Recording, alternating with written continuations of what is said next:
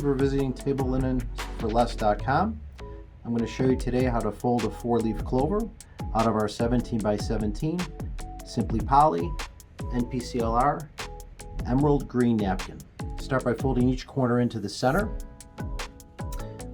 And now you want to pinch this in place so that when you flip it, it stays together. Continue to pinch it. Hold it again, hold the center in place as you square it off. Now you do the same thing over, folding each corner in, keeping a finger on the center.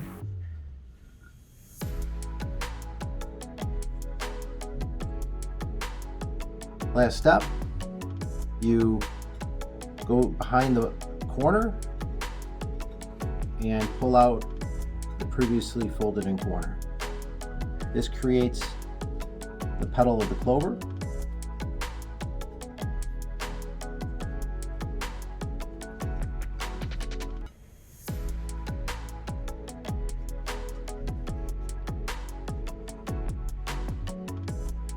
Last,